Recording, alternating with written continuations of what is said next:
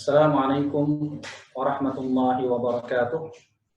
Waalaikumsalam warahmatullahi wabarakatuh. Pemirsa PKS TV yang dirahmati Allah Subhanahu wa taala, tibalah kita di malam yang ke-24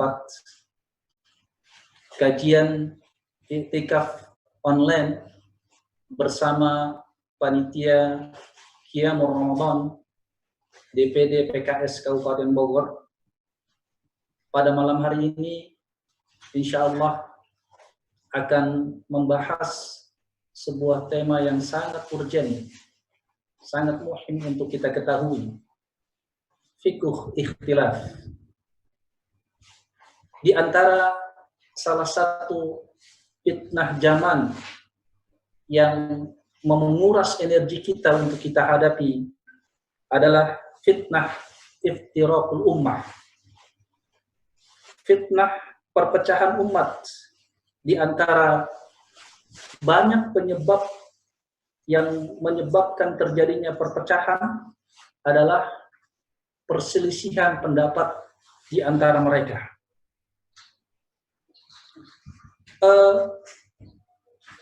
Perselisihan pemahaman keagamaan di antara mereka. Hanya orang-orang yang mendapatkan rahmah dari Allah Subhanahu wa taala yang dapat menjadikan khilafiyah furu'iyah sebagai ajang untuk memperkaya dan memperkuat ukhuwah Islamiyah, bukan untuk memecah persatuan umat. Tetapi yang mempunyai sikap seperti ini sangat sedikit. Kebanyakan di antara mereka bahkan didukung oleh sebagian ahli ilmu yang tergelincir dalam bersikap. Mereka larut dalam keributan perselisihan fikih yang berkepanjangan. Mereka tanpa sadar dipermainkan oleh emosi dan hawa nafsu. Sehingga pada malam hari ini, panitia Qiyamul Ramadan DPD PKS Kabupaten Bogor merasa berkepentingan untuk mengajak pemirsa TV PKS di seluruh Indonesia untuk membahas bagaimana sesungguhnya sikap para imam Ahlus Sunnah, para salafus saleh mensikapi perbedaan pendapat di kalangan mereka. Malam hari ini telah hadir bersama kita Dr. Taufik Hulaimi, seorang dosen di Universitas Ibnu Khaldun yang sangat berkepentingan, punya kapasitas untuk menyampaikan materi ini kepada kita. Untuk mempersingkat waktu, mari kita mulai kajian i'tikaf online pada malam hari ini dengan sama-sama mengucapkan lafal basmalah. Bismillahirrahmanirrahim. Al-Ustaz Dr. Taufik Hulaimi, bagaimana kabarnya Ustaz? Sehat? Alhamdulillah. Alhamdulillah. Baik Ustaz, kita punya waktu 1,5 jam. 3/4 menit, kurang lebih 45 menit waktu kami persilahkan untuk Ustadz gunakan sepenuhnya menyampaikan materi, menyampaikan bekalan kepada kami agar kami bisa menjadi orang-orang yang bijak sebagaimana para salafus saleh mensikapi perbedaan fikih. Silakan Ustadz. Tafadhol. A'udzu billahi minasyaitonir rajim. Bismillah, alhamdulillah, assalatu ala Rasulillah. Assalamualaikum warahmatullahi wabarakatuh. Pemirsa PKS TV yang dimuliakan Allah, pertama alhamdulillahirabbil alamin. Marilah kita selalu memuji Allah, selalu mengucapkan alhamdulillah dalam segala situasi, termasuk situasi uzur tidak bisa iktikaf di masjid, uzur tidak bisa tarawih di masjid, uzur kemungkinan besar tidak bisa Idul Fitri bersama-sama, tapi kita tetap mengatakan alhamdulillah. Assalawat dan assalam kita haturkan kepada Rasulullah sallallahu alaihi wasallam. Anrahimakumullah, tadi benar dikatakan bahwa termasuk fitnah yang paling sulit diselesaikan oleh umat ini adalah perpecahan umat. Salah satu yang memicu perpecahan umat adalah tidak bijak menghadapi perbedaan pendapat. Nah, oleh karena itu pada hari ini, biiznillah saya akan memberikan gambaran bagaimana ikhtilaf. Pertama, ikhtilaf sebuah keniscayaan tidak bisa dihindari. Kemudian kenapa ada ikhtilaf? Setelah itu mari kita bijak menghadapi ikhtilaf agar umat ini tidak larut dalam perpecahan. Hadirin insya Allah saya share sebuah slide, insya Allah. Nah, hadirin kita sering mendengar bahwa sudahlah, tidak usah sulit-sulit, kita kembali kepada Quran dan Sunnah saja. Kalau maksud dari ungkapan ini kembali kepada Quran dan Sunnah dengan tujuan menghapus ikhtilaf fikih, saya kira tidak tepat. Kenapa? Karena akan kita lihat kembali kepada Quran dan Sunnah tidak menghapus ikhtilaf. Kalimat kembali ke Al-Quran dan Sunnah seakan-akan madhab fikih tidak kembali kepada Quran dan Sunnah. Madhab fikih itu semuanya kembali kepada Quran dan Sunnah. Akan tetapi mereka kembali kepada Quran dan Sunnah terjadi beda pendapat. Yang saya khawatirkan adalah ada jargon kembali kepada Quran dan Sunnah dan tidak terjadi beda pendapat. Sebetulnya kemungkinan besar itu bukan kembali kepada Quran dan Sunnah, kembali kepada pendapat ustadznya yang dianggap Quran dan dianggap Sunnah. Saya ulangi, kembali kepada pendapat ustadznya yang dianggap Quran dan dianggap Sunnah. Ini tidak sesuai Sunnah, pendapat Ustadz antum yang dianggap Sunnah. Ini tidak sesuai dengan Quran, pendapat Ustadz antum yang dianggap Quran. Kenapa? Kita berbicara dalam bab fikih. Dalam bab fikih itu sebetulnya banyak terjadi potensi perbedaan pendapat. Oleh karena itu, bagaimana kita bijak menghadapi perbedaan pendapat? Saya ingin memberi contoh. Mari kita lihat contoh dalam slide ini. Hadis larangan turun untuk sujud seperti unta. Ini sering beberapa pengajian saya sampaikan. Idza sajada ahadukum fala yabruku kama yabruku al-ba'ir. Kata Rasulullah, kalau seseorang sujud, jangan turun untuk sujud seperti unta untuk turun untuk duduk. Jadi ketika berdiri mau ke sujud, kaki dulu, lutut dulu apa tangan dulu? Itu kan pertanyaannya. Bagaimana unta turun? Ini kita kembali kepada hadis. Oke, kita kembali kepada hadis. Hadisnya sepakat, sahih. Namun hadis ini menyisakan masalah. Bagaimana unta turun? Jadi yang sunnah adalah yang tidak sama dengan unta turun. Yang sama dengan unta turun tidak sunnah. Saya ingin beri garis bawah sedikit. Kita sepakat yang namanya sunnah. Tapi yang tidak sepakat, tidak sunnah, bid'ah. Itu tidak sepakat. Tapi kalau kita ingin yang sunnah, semua sepakat. Yang tidak sepakat itu bagian keduanya. Tidak sunnah harus bid'ah. Itu yang menjadi masalah. Kembali. Hadirin rahimakumullah. Jadi yang sunnah adalah yang tidak sama dengan unta. Mari kita lihat bagaimana unta turun. Ini yang nomor 1, nomor 2, nomor 3, 4, 5, 6. Yang kanan paling kanan ini paling kanan tuh atas itu nomor 1. Lihat, lempeng. Ini gambarnya. Kalau ini cara unta duduk berarti yang sunnah yang nggak mirip ini. Pertanyaannya, tangan dulu apa lutut dulu ketika berdiri turun ke sujud? Kalau lihat begini, satu mengatakan tangan dulu, satu mengatakan, loh, kan hadisnya sama. Hadisnya berkenaan dengan unta, tapi kenapa masih beda pendapat? Satu mengatakan lutut dulu, satu mengatakan tangan dulu. Ini masalahnya bagaimana? Lihat. Unta seperti ini. Kalau begitu, yang mengatakan kaki depan unta adalah tangan unta, maka lututnya seperti ini, lututnya. Yang mengatakan kaki depan unta adalah kaki unta, maka seperti ini. Subhanallah, ternyata permasalahannya bukan sahih atau tidak sahihnya hadis, bukan dalam memahami hadis, tapi sebab perbedaan apakah kaki unta, apakah kaki depan unta, kaki unta atau tangan unta.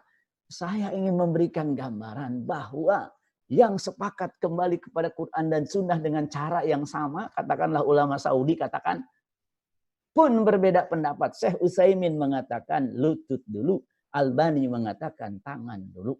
Mau diapakan? Apakah kita akan menghapus perbedaan pendapat dengan jargon kita sesuai sunnah, kita sesuai Al-Quran di atas manhaj salafuna as-saleh?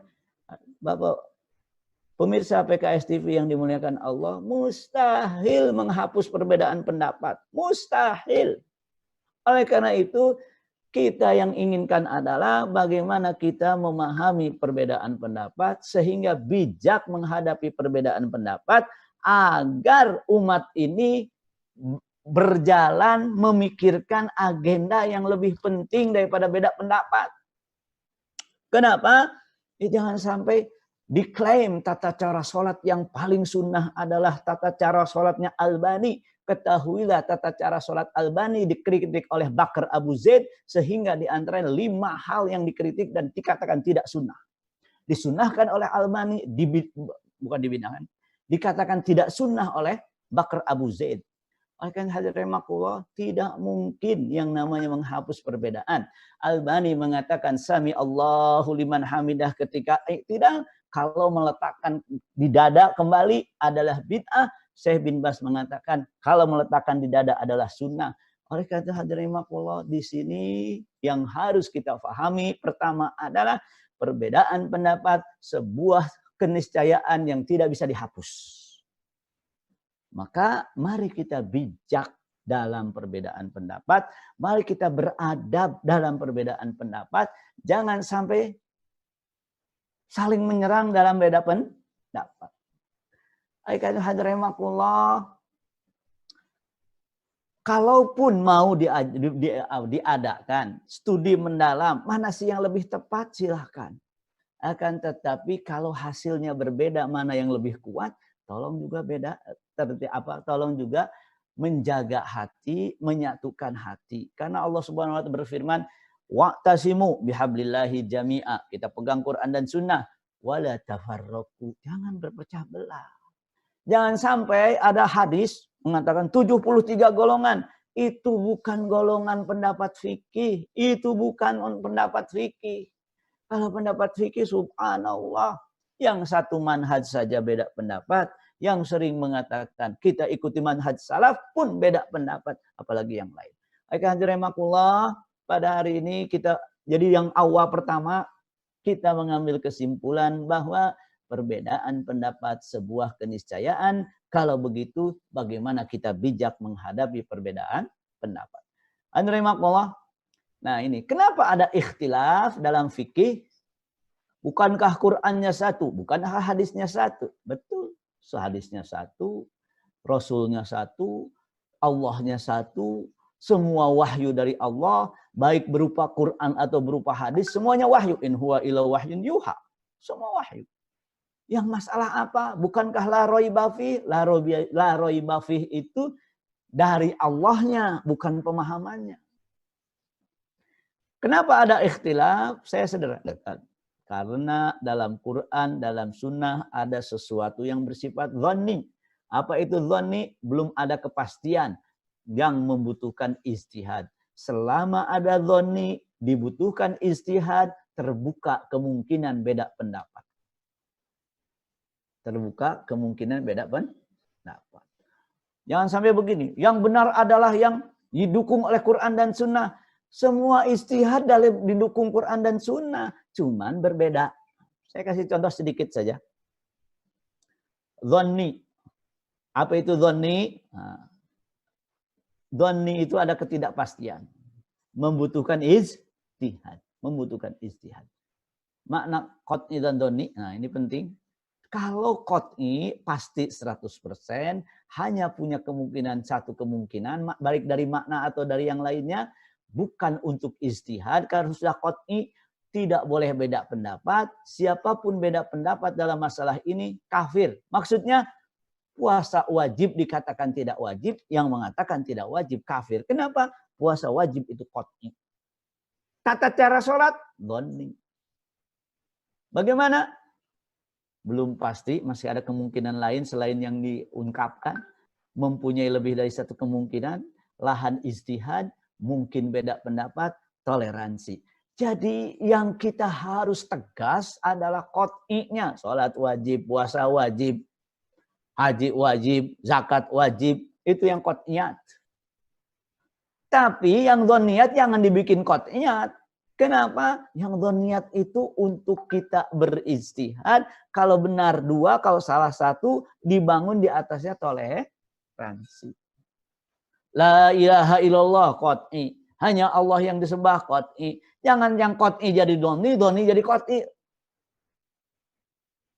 Jadi rahimakumullah, dalam hal ini harus dibedakan mana yang qot'i, mana yang dhoni.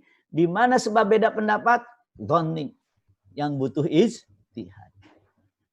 Singkat saja, dhoni itu ada periwayatan, sahih tidak sahih hadis. Yang namanya dhoni juga ada dalam masalah makna. Dua-duanya menimbulkan perbedaan pendapat. Contoh masalah periwayatan. Hadis dhoni, bukan qot'i. Kalau qot'i itu mutawatir.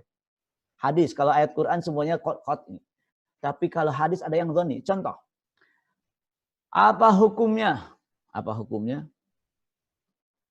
Baca Al-Quran bagi yang sedang sakratul maut.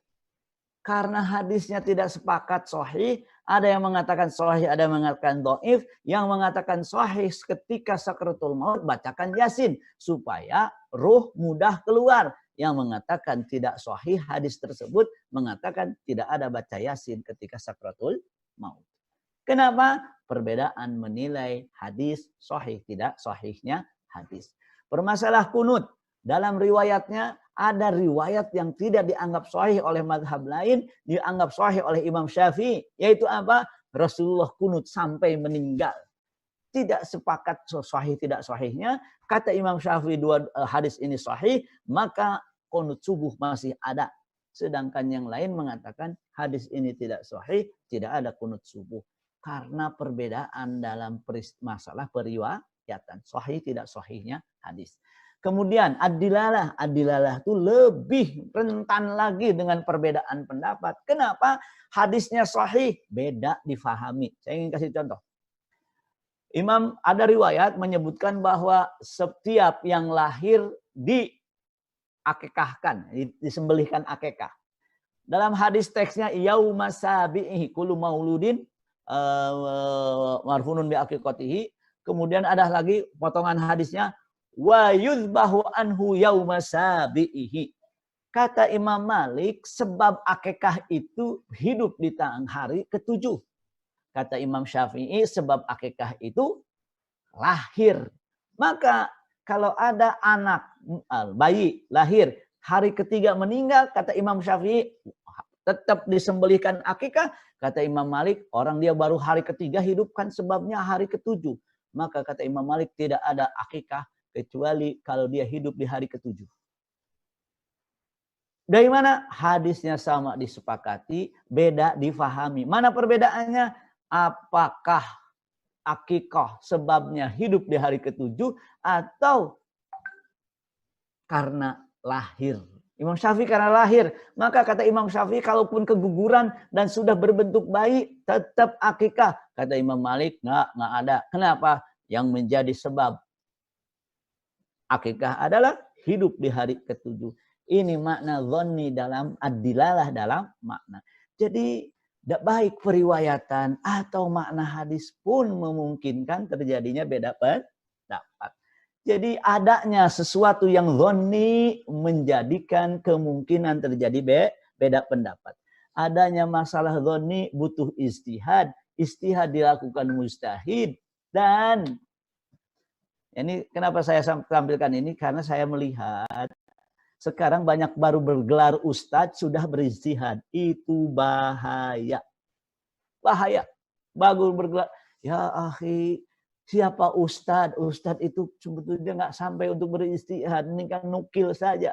Baca bukunya, baca referensinya, ungkapkan menurut referensi ini, menurut Imam Malik, menurut Imam Syafi'i, menurut Abu Hanifah. Itu lebih selamat daripada harus berijtihad sendiri. Ada sebagian ulama kita kembali kepada Quran dan Sunnah langsung, nggak pakai para ulama. Ya akhi, siapa